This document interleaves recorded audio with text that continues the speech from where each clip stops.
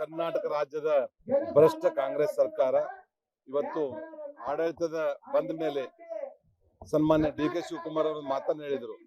ಯಾರೇ ಭ್ರಷ್ಟಾಚಾರವನ್ನು ಮಾಡಿದ್ರೆ ಅವ್ರ ಮೇಲೆ ನಾನು ಕಠಿಣ ಕ್ರಮ ಕೈಗೊಳ್ತೀನಿ ಅನ್ನುವಂತ ಮಾತನ್ನ ಹೇಳಿದ್ರು. ಅದನ್ನ ನೋಡಿದ್ರೆ ಇವತ್ತು ಎಂತವ್ರ ಬಾಯಿಂದ ಎಂತ ಮಾತು ಬರ್ತಿದೆ ಅನ್ನುವಂಥದ್ದು ಗೊತ್ತಾಗ್ತಾ ಇದೆ. ಅವರೇ ಭ್ರಷ್ಟಾಚಾರದ ಒಂದು ಕಳಸ ಇಟ್ಟಂತ ವ್ಯಕ್ತಿ ಇವತ್ತು ಅವ್ರ ಬಾಯಲ್ಲಿ ಒಂದು ಒಳ್ಳೆ ಮಾತು ಬಂದಿದ್ದನ್ನು ನೋಡಿದ್ರೆ ಬರುವಂತ ದಿವಸದಲ್ಲಿ ಅದೇ ಮಾತು ಒಳ್ಳೇದಾಗಬೇಕು, ಅದೇ ರೀತಿಯಾಗಿ ಪ್ರಾಮಾಣಿಕ ಸರ್ಕಾರವನ್ನು ಕೊಡಬೇಕು ಅನ್ನುವಂಥದ್ದನ್ನ ಈ ಸಂದರ್ಭದಲ್ಲಿ ನಾನು ಹೇಳ್ತೇನೆ. ಇವತ್ತು ಬಿ ನಾಗೇಂದ್ರ ಅವರು ಇವತ್ತು ವಾಲ್ಮೀಕಿ ನಿಗಮದಿಂದ 187 ಕೋಟಿ ರೂಪಾಯಿ ಹಗರಣವನ್ನು ಮಾಡಿ ನಮ್ಮ ರಾಜ್ಯದ ಅಕ್ಕಪಕ್ಕದ ರಾಜ್ಯಗಳ ಮತ್ತು ರಾಷ್ಟ್ರೀಯ ನಾಯಕರಿಗೆ ಕಲ್ಪಿಸಿರುವಂತದ್ದು ಪ್ರತಿಯೊಬ್ಬರಿಗೆ ಗೊತ್ತಿರುವಂತ ವಿಷಯ. ಅವತ್ತು ನಾವು ಅಧಿವೇಶನದಲ್ಲಿ ಚರ್ಚೆ ಮಾಡುವಂತ ಸಂದರ್ಭದಲ್ಲಿ ಅದು 186 ಕೋಟಿ ಅಲ್ಲ, ಅದು 84 ಕೋಟಿ ಅನ್ನುವಂಥದ್ದನ್ನ ಸನ್ಮಾನ್ಯ ಸಿದ್ದರಾಮಯ್ಯನವರು ಅವತ್ತಿನ ಮುಖ್ಯಮಂತ್ರಿಗಳು ಒಪ್ಕೊಂಡಿರುವಂತದ್ದು ಜಗಜ್ಜಾತ ಆಗಿರುವಂತದ್ದು. ಅಂತ ಒಪ್ಕೊಂಡಿರುವಂತ ಅಂತ ಒಬ್ಬ ವ್ಯಕ್ತಿಯನ್ನ ಮತ್ತೆ ಮರಳಿ ಅವರಿಗೆ ಸಚಿವ ಸ್ಥಾನವನ್ನು ಕೊಡ್ತಾರೆ ಅಂತಂದ್ರೆ ಎಷ್ಟೊಂದು ದಪ್ಪ ಚರ್ಮ ಇರುವಂತ ಸರ್ಕಾರ ಅನ್ನುವಂಥದ್ದು. ಇದರ ಬಹಳ ಸ್ಪಷ್ಟವಾಗಿ ಒಂದು ಮಾತನ್ನ ಹೇಳಕ್ಕೆ ಇಚ್ಛೆ ಪಡ್ತಾ ಇದ್ದೇನೆ. ಯಾಕೆ ಬಿ ನಾಗೇಂದ್ರನವನ್ನ ಮಂತ್ರಿ ಸ್ಥಾನದಿಂದ ಕೈ ಬಿಡ್ತಾ ಇಲ್ಲ ಅಥವಾ ಯಾಕೆ ಅವ್ರಿಗೆ ಸಚಿವ ಸ್ಥಾನವನ್ನು ಕೊಟ್ಟರು ಅನ್ನುವಂಥದ್ದಕ್ಕೆ ಮುಖ್ಯವಾಗಿ ಹೇಳ್ಬೇಕಾಗಿರುವಂತದ್ದು, ಅಲ್ಲಿ ಬಂದಿರುವಂತಹ ದುಡ್ಡು ಕಾಂಗ್ರೆಸ್ಸಿನ ನಾಯಕರಿಗೆ ತಲುಪಿದೆ. ಅವ್ರು ಮಾಡಿರುವಂತ ಹಗರಣದ ದುಡ್ಡು ರಾಜ್ಯದ ರಾಷ್ಟ್ರೀಯ ನಾಯಕರಿಗೆ ಆ ಭ್ರಷ್ಟಾಚಾರದ ಹಣವನ್ನು ಮುಟ್ಟಿರುವುದರಿಂದ ನಾವು ಬಾಯಿ ಬಿಡಬಾರ್ದು, ಯಾರ್ಯಾರು ಮುಟ್ಟಿದೆ ಅನ್ನುವಂಥದ್ದನ್ನ ಅಂಕಿಅಂಶಗಳನ್ನ ಹೇಳ್ಬಾರ್ದು ಅನ್ನೋದ್ರ ಸಲುವಾಗಿ ನಾಗೇಂದ್ರ ಅವರನ್ನ ಮತ್ತೆ ಸಚಿವ ಸ್ಥಾನಕ್ಕೆ ತೆಗೆದುಕೊಂಡು ಅವ್ರು ಮುಂದುವರಿಸ್ತಾ ಇದ್ದಾರೆ. ನಮ್ಮ ಸರ್ಕಾರ ಮತ್ತು ಅವ್ರ ಸರ್ಕಾರದ ವ್ಯತ್ಯಾಸ ನೋಡಿ. ಸನ್ಮಾನ್ಯ ಯಡಿಯೂರಪ್ಪನವರು ಮುಖ್ಯಮಂತ್ರಿ ಇದ್ದಾಗ ಸಿ ಪಾಟೀಲ್ರು, ಲಕ್ಷ್ಮಣ್ ಸವದಿ ಅವರು, ಕೃಷ್ಣ ಪಾಲೇಮರ್ ಅವರು ಬರೀ ವಿಧಾನಸಭೆಯಲ್ಲಿ ಒಂದು ವಿಡಿಯೋ ನೋಡಿರುವಂತ ಹಿನ್ನೆಲೆಯಲ್ಲಿ ಇನ್ನೂ ಕಾಂಗ್ರೆಸ್ನ ಅವ್ರು ರಾಜೀನಾಮೆ ಕೇಳಿರ್ಲಿಲ್ಲ. ಅವ್ರು ನೋಡಿದ 2-3 ತಾಸಲ್ಲಿ ರಾಜೀನಾಮೆ ತಗೊಂಡ್ರು ನಮ್ಮ ಸರ್ಕಾರ.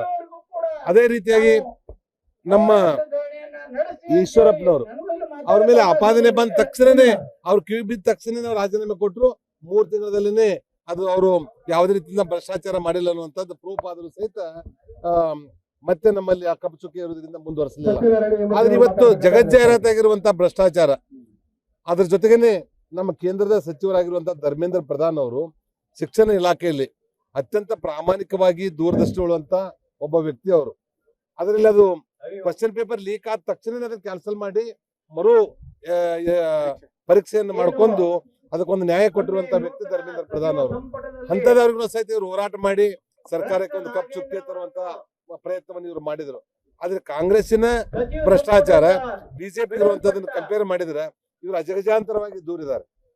ಅದರ ಸಲುವಾಗಿ ನಾವು ಇಷ್ಟೇ ಹೇಳುವಂತದ್ದು, ಯಾವುದೇ ರೀತಿಯಿಂದ ಅಭಿವೃದ್ಧಿ ಕೆಲಸಗಳಿಲ್ಲ.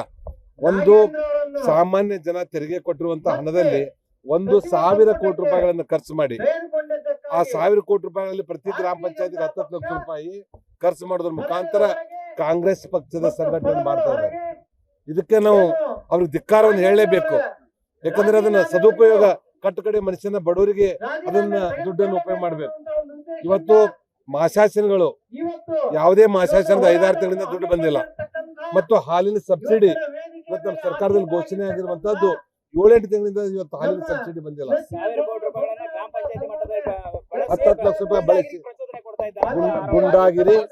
ಗುಂಡಾಗಿರಿ ಅಷ್ಟೇ ಅಲ್ಲದೆ ಅವ್ರ ಪಕ್ಷದ ಸಂಘಟನೆ ಮಾಡುವಂತದಕ್ಕೆ ಸಾಮಾನ್ಯ ಜನರ ತೆರಿಗೆ ಹಣವನ್ನ ದುರುಪಯೋಗ ಮಾಡ್ಕೊತಾ ಇದ್ದಾರೆ.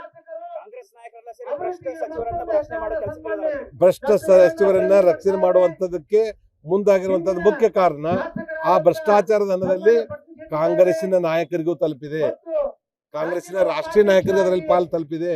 ಅವನು ತೆಗೆದ್ರೆ ಮತ್ತೆ ಅವ್ನು ಬಾಯಿ ಬಿಡ್ತಾನೆ ಅನ್ನುವಂತ ಹೆದರಿಕೆಗಾಗಿ ಅವನ ಸಚಿವ ಸ್ಥಾನವನ್ನ ಮುಂದುವರಿಸ್ತಾ ಇದ್ದಾರೆ. ಅವನ ರಾಜೀನಾಮೆ ತೆಗೆದುಕೊಳ್ಳಕ್ಕೆ ಇನ್ನು ಮುಂದೆ ಆಗ್ತಾ ಇದ್ದಾರೆ. ನಾವು ಈ ಹೋರಾಟವನ್ನ ಅವರ ರಾಜೀನಾಮೆ ಕೊಡುವವರೆಗೂ ನಾವು ಇದನ್ನು ಮುಂದುವರಿಸ್ತಾ ಇದ್ದೀವಿ. ಇದು ವಿಧಾನಸಭೆಯ ಒಳಗಡೆ ಮತ್ತು ಹೊರಗಡೆ 100 ತಾರ್ಕಿಕ ಹಂತಕ್ಕೆ ನಾವು ಒಯ್ತೀವಿ. ಅವ್ನು ಬಿಡೋ ತನಕನು ಅವ್ರು ಬರುವಂತ ಸಚಿವರನ್ನ ರಾಜ್ಯದಲ್ಲಿ ಅಡ್ಡಾಡಕ್ಕೆ ಬರಲಾರದಂತ ಮಟ್ಟಕ್ಕೆ ನಾವು ಹೋರಾಟವನ್ನು ಮಾಡ್ತೀವಿ.